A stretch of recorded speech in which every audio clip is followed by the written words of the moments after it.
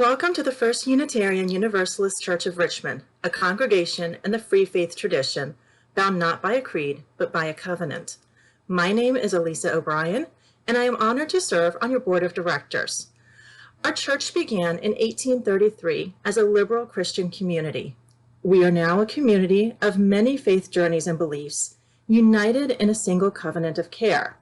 We are committed to being a deliberately diverse and fully inclusive community of adults, youth, and children. Together, we explore our connection to each other, to the sacred, and to all life, and we strive to bring our values alive in this community and beyond. If you are a visitor here today, we welcome you and look forward to meeting you in person before too long. We encourage everyone to tune in to these Sunday morning services 5 to 10 minutes early in order to catch the rolling announcements. This is a good way to stay informed about things that are important in our church community.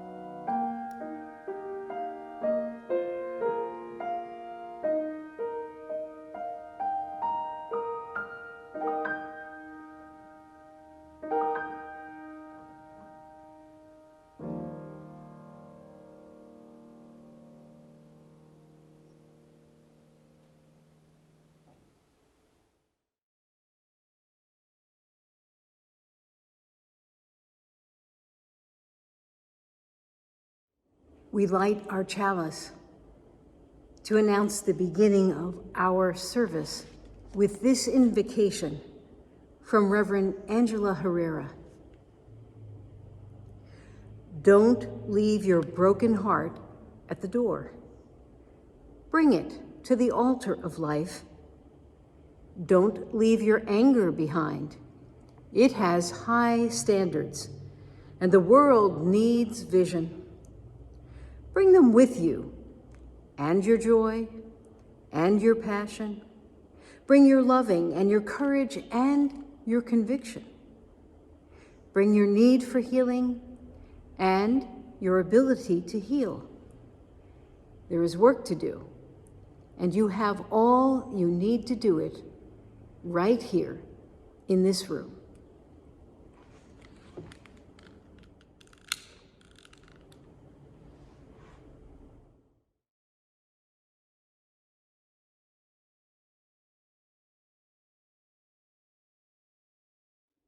Welcome to a time of worship.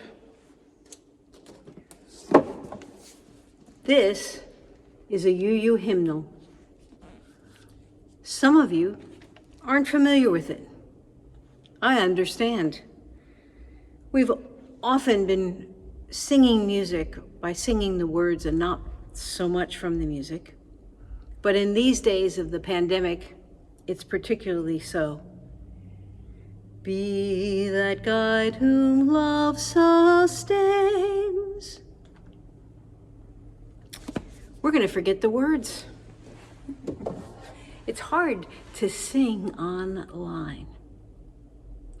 But what we must know is that still we're grappling with the questions that are a part of Unitarian Universalism. We're longing for the community, which now is becoming more possible.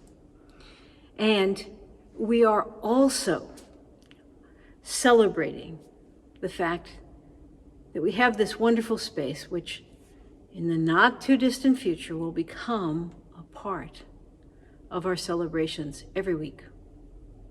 Welcome to a time of worship. Let's try to remember the location of this church, the neighborhood, the Carillon neighborhood here in Bird Park. That's a name we could get rid of. And let's remember how beautiful it is and how lucky we are to have this space and to be a good neighbor. Welcome to a time of worship.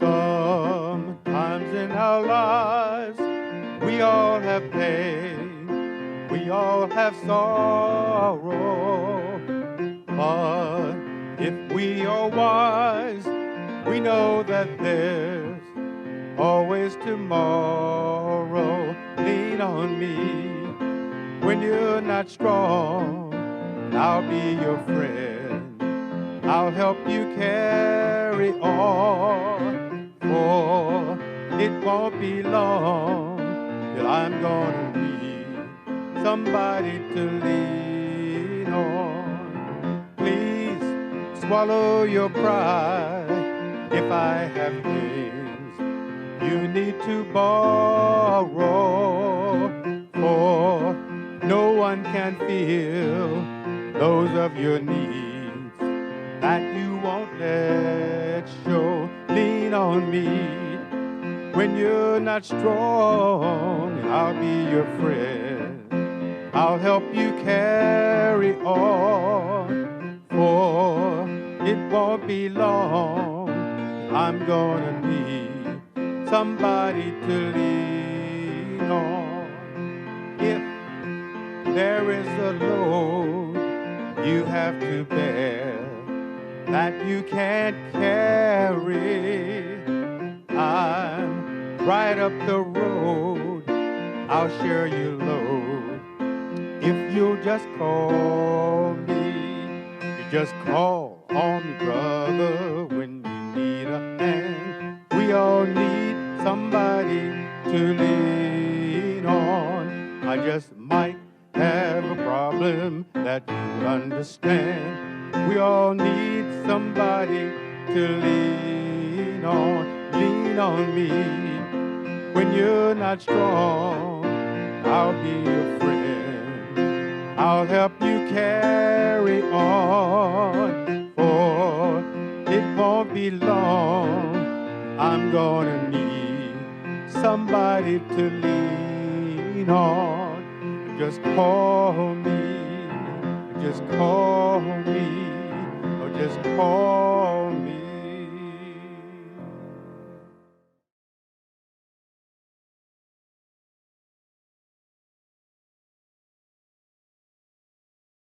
Those of you familiar with our great hall will know that I'm sitting on the pew. It's a pew that comes from our former religious home at Floyd and Harrison, now a part of the VCU campus. We're located south of there, not terribly far, but southwest, I guess. And this is a piece of continuity that connects us with that beloved old building in this marvelous new building. They don't all go together. One's Georgian, and this is quite modern, this space. But it serves memory and it offers some comfort to some folks on Sunday morning. It is a popular place to sit. I'm going to read now from the Reverend Kenneth Patton, who led the Charles Street Meeting House in Boston, a place where he was very concerned with how people arrive and build community.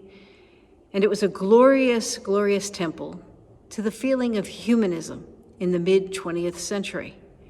The ceiling was even painted with a cosmic vision of what it meant to be a Unitarian. Here are his words. We arrive out of many singular rooms.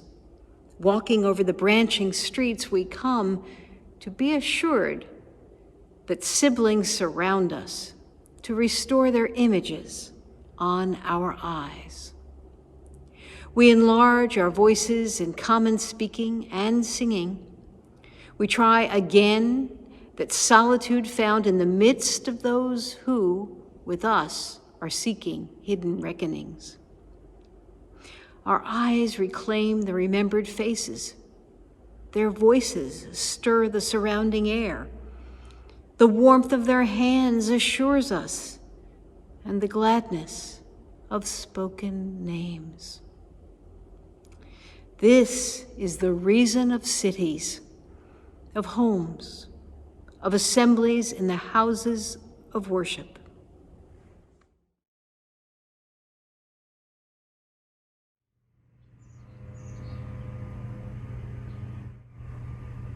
Join me for a time of reflection.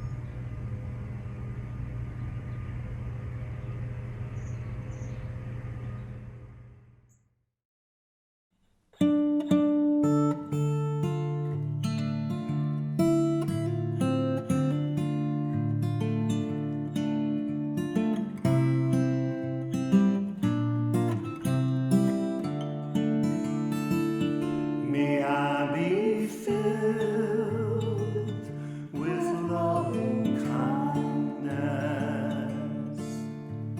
May I be well. May I be filled with loving kindness. May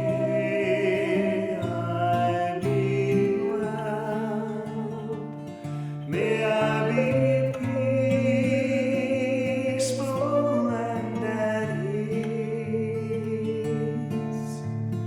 May I be whole.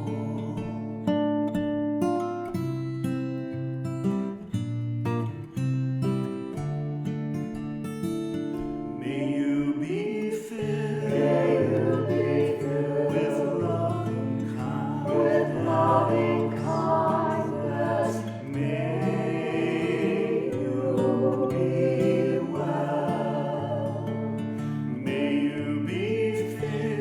be filled with loving kindness. May you be well. May you be peaceful and at ease. May you be whole.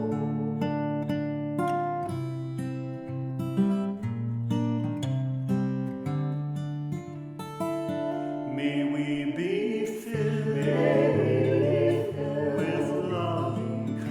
with loving kindness.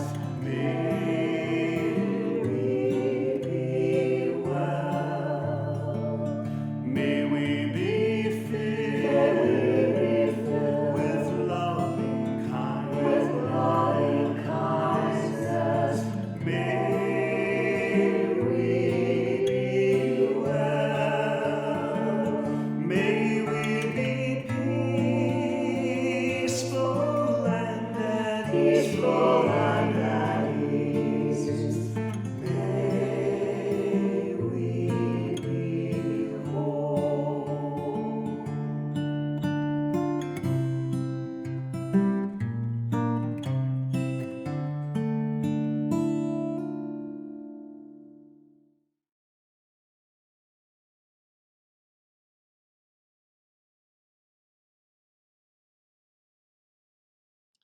Virginia Interfaith Power and Light is our May Share the Plate recipient. Virginia Interfaith Power and Light is a local affiliate of a larger Interfaith Power and Light network. It supports, empowers, and organizes religious communities like ours to come together and to mobilize a religious response to climate change. Virginia Interfaith Power and Light has engaged with over 200 faith communities in Virginia, providing practical tools, not only to learn about the realities of climate change, but to advocate, to act, and to speak out for climate justice. We need organizations like Virginia Interfaith Power and Light in order to achieve the sustainable living that our earth needs, that we need. An offering will now be taken and gratefully received.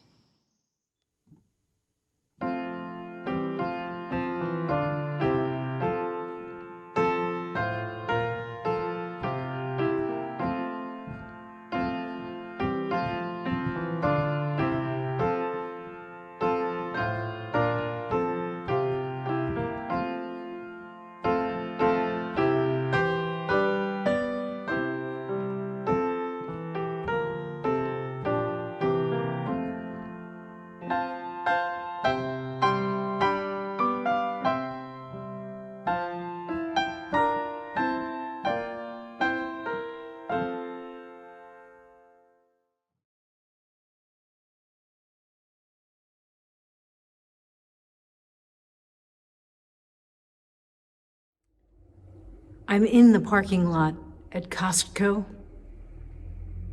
I really don't want to be there because it's Friday, and you know how Costco gets on the weekends. Anyway, it's that kind of day at Costco, and I'm about to pull in to a space that I've waited for. And sure enough, someone comes along and swings right into the space. For a nanosecond or two, well, maybe 10 seconds, I blew off some steam about this as I sat there waiting for the person to get out of their car, thinking of a fine retort that I would offer that person. And suddenly I realized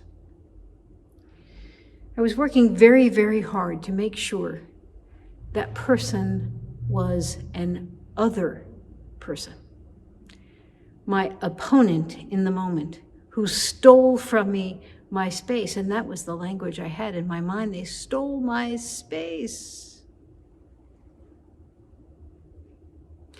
I drove on and I parked begrudgingly in an open spot.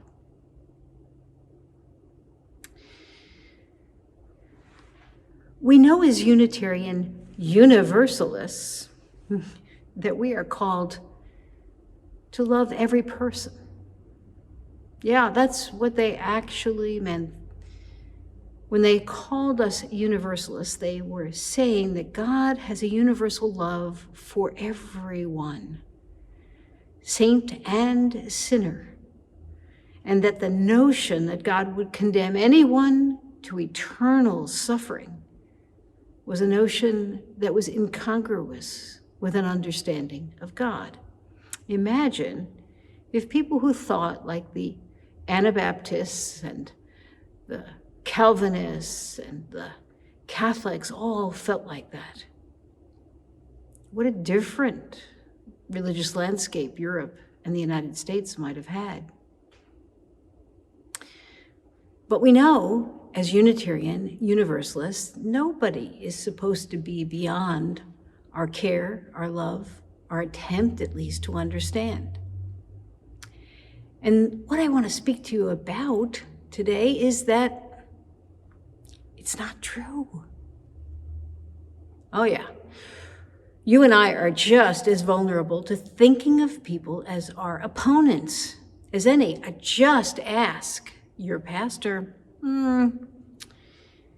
For the past 5 years, we've been juggling that difficult line that we have to walk. Trumpers, non-Trumpers, and dividing the universe mentally into people who we like and approve of and people we don't. Even now, when the CDC came out with a maskless advice on how to proceed, when they said we could not wear our masks, we kind of put the CDC on the opponents list. And there may be good reason for all of us to wear our masks, count on it. But here's the thing. We need to admit what a struggle it is to actually have no strangers in our life. It's true today that we don't know necessarily our neighbors as might have been in the past, when we lived in smaller towns where everybody's families were connected, where you moved into a house and stayed there longer. You had a chance to get to know people, even their quibbles, even their faults. And the blessing that you had is that whatever you thought now, in 10 years, you might have to rethink and eat a little crow. It might turn out that the person whose parenting you just did not approve of turned out to be the kindest person in the world to your elderly mother. It might turn out that the person who you thought was a drunk and a lout was the guy who pulled your nephew out of a car after a wreck and made sure he kept breathing until the ambulance came. When you see people in all kinds of dimensions, you tend to start tempering your judgments. But in a world that's called into cities, as Kenneth Patton told us, we move on quickly. Sometimes we don't know our neighbors. There's a little awkwardness to it all because we kind of know, we wave, we talk about lawnmowers or new cars or how the grass is doing, and we don't always know the last name. We surely don't know the phone number and the email because, well, we wouldn't want to give out ours, would we? It's strange, isn't it? We can hardly know the people who live next door to us, but we can spend an hour on the neighborhood app listening to everybody's opinions on the world. In other words, we want to take people through a filter of safety and distance. A group of people who were trying to understand what helps people develop a social habit. We're studying. They know, they have researched it, and they have found that people benefit most when they have repeated social interactions, and particularly when they have social interactions with strangers. They had researched interactions on a train, fairly captive environment. They had put experimenters out to start conversations with strangers and see what happened. And what they found was, when they pre- and post-tested people getting off and on the trains over time, that the people who struck up a conversation with a stranger actually had a better train ride.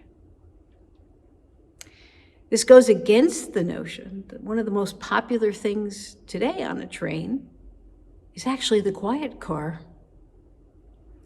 Yeah, well, no one wants to listen to one half of a phone conversation for 45 minutes.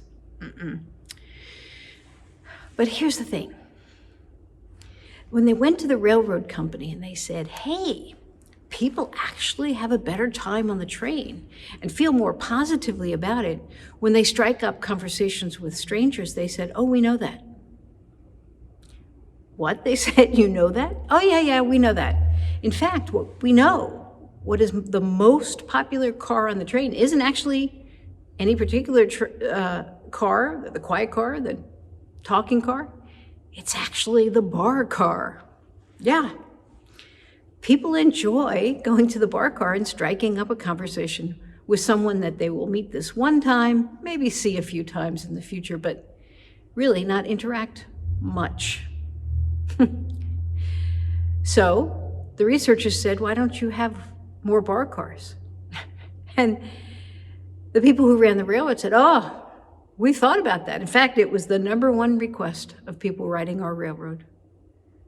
But we didn't think it was a good idea. Some of us need a drink in order to know how to talk to a stranger. This is a big challenge we have, especially in an area that might be metropolitan in its core, and where we do business, where we work, where we worship, where we go to school, where we buy our products. People probably know their neighbors a little bit better in rural areas, because after all, you sometimes have to count on each other a little differently. And it's amazing to me that apartment buildings can fill one after another, and no one knows anyone. When I first moved to Richmond, we moved into an apartment in Manchester. And we didn't formally meet Elizabeth Johnson, though we did later on. But I just ran into her several times, and I don't know, it kind of got funny after a while. We did know that we should actually say hello and know a little something about each other. After all, we were sharing one roof. Today is a good time for us to talk about this as we come out of the COVID isolation we have habituated on. I think some people are going to find it difficult to step out and have the same feeling as they did before, pre-COVID. I was amazed the other day. We were in a restaurant getting takeout, and I could hardly stand to be in there. It seemed so terribly noisy to me. And yet it was the kind of place that pre-COVID, I probably wouldn't have noticed. We're going to have to adjust to the insularity, from the insularity and the isolation into an interaction with other people. And my question to us is, what if there were no strangers? What if we, as Unitarian Universalists, didn't just sit on those principles and hope we could passively get along with everyone? What if instead we tried to carry in our mind and our heart a desire to start the conversation?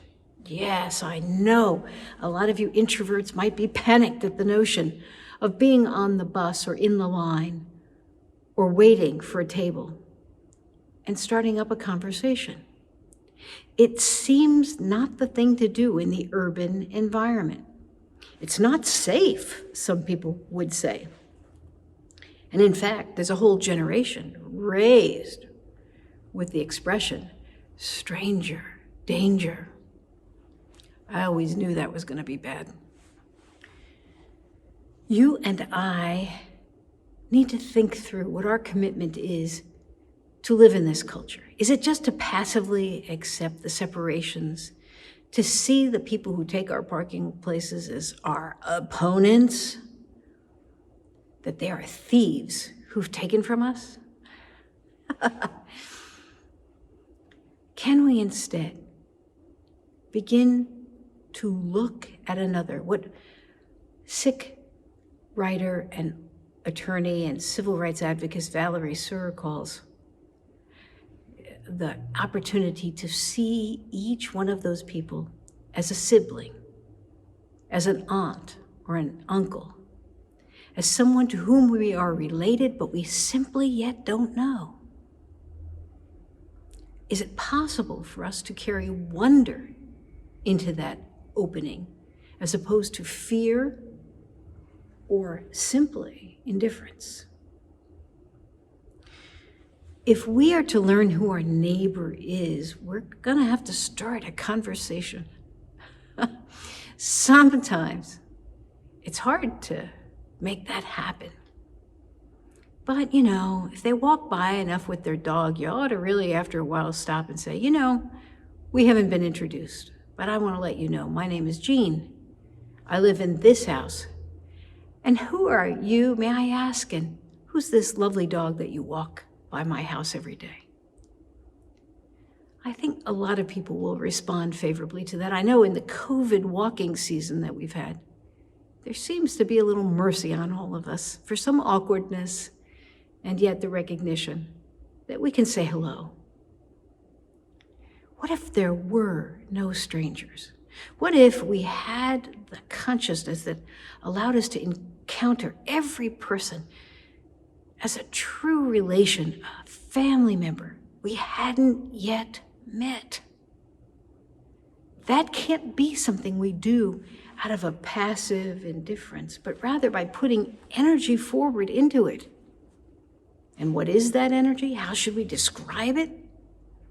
Well, I think we might call it love. Yeah, I know, that sounds mushy and idealistic, and where were you in the 60s? I get it. Love can be overdone and certainly talked about without much power behind it. But the consciousness that we could carry, the world would be transformed if we were love-forward people, if we carried love into the encounter with someone we had not yet met, but knew was a relation. It could be good. We fear a lot of interaction, or we disdain it out of habit, or we're so locked up in our head and spinning around, we miss opportunities to make connections. I remember one time going up for a beverage in a Starbucks in Chicago when I was in seminary. It had been a long line. I'd been talking with people in the line.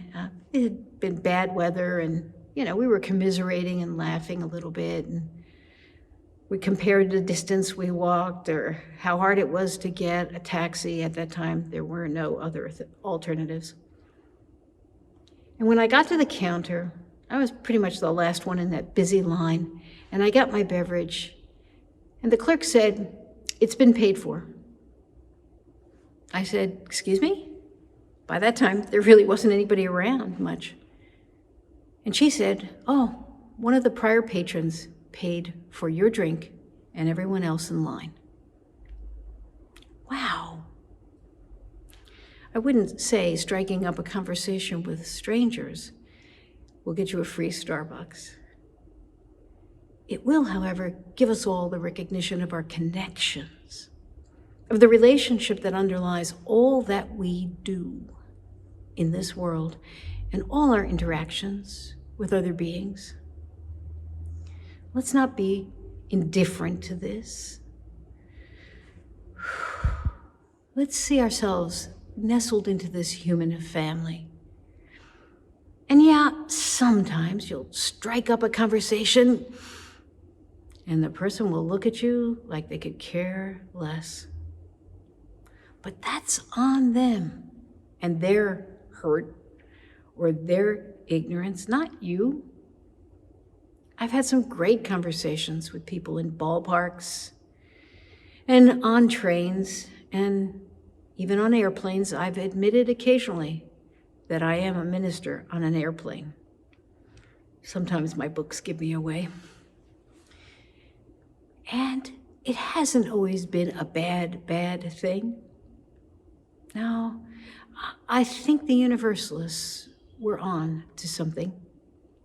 They believed in a deity who was all loving, all giving, who could only initiate love and life that was beautiful and good.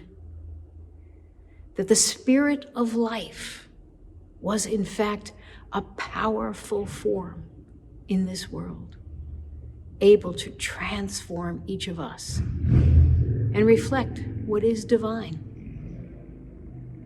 What if there were no more strangers?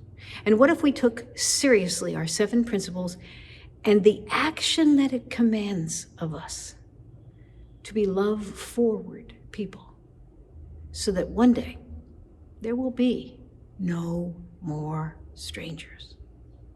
May it be so.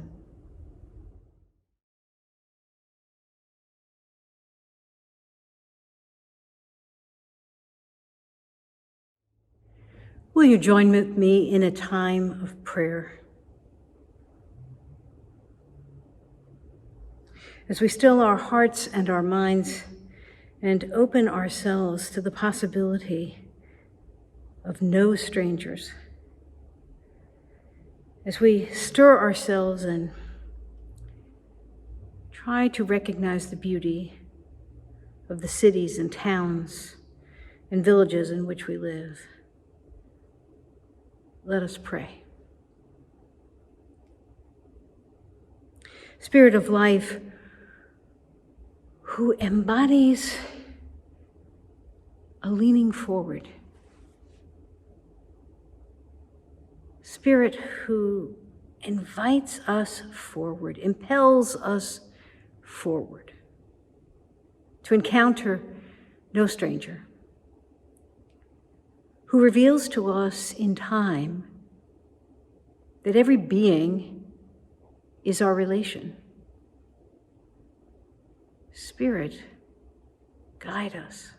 Help us to be imaginative in our consciousness,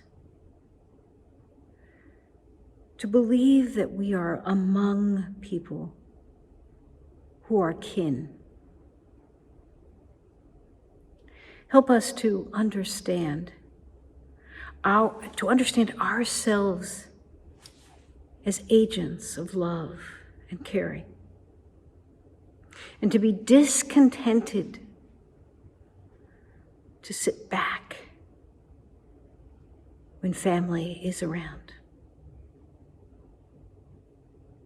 Help us not to fear the danger of difference, to make someone into an other, an opponent, even an enemy. Teach us to understand the slights of others as forgotten moments, as times where there was a simple failure where a good intention was meant. And help us to see other people through the glow of a love that respects and invites them into our lives. Spirit of love, Spirit of life, Spirit that calls us forward towards community and justice. Help us to imagine ourselves to be a lover of every stranger. May it be so. Brothers and sisters, what the Bible says is true. You've got to do unto others as they'd have them do to you. You've got to just do unto others. We're all sisters and brothers. Do unto others as you'd have them do to you. You got to just do unto others. We're all sisters and brothers. Do unto others as you'd have them do to you. You got to just do unto others. We're all sisters and brothers. Do unto others as you'd have them do to you. Or when someone tells you gossip, keep it locked up on the shelf. 'Cause you can't sling mud at people and expect to keep clean yourself. You got to just do unto others. We're all sisters and brothers. Do unto others as you'd have them do to you. When someone's wagon gets stuck in the mud, help push them to the barn. Or someday when your wagon gets stuck, you'll be there till the judgment morn. You got to just do unto others. We're all sisters and brothers. Do unto others as you'd have them do to you. When you climb up to success, don't snub the people on the ground. 'Cause brother, when your luck gets turned, You meet the same people coming down. you got to just do unto others. We're all sisters and brothers. Do unto others as you'd have them do to you. Well, a man can go to college and still be a worthless fool. What good is a head full of knowledge if you don't know the golden rule? You got to just do unto others. We're all sisters and brothers. Do unto others as you'd have them do to you. You got to just do unto others. We're all sisters and brothers. Do unto others as you'd have them do to you. As you'd have them do to you. My sister, As you'd have them do to you. My brother, As you'd have them do to you. Have them do to you.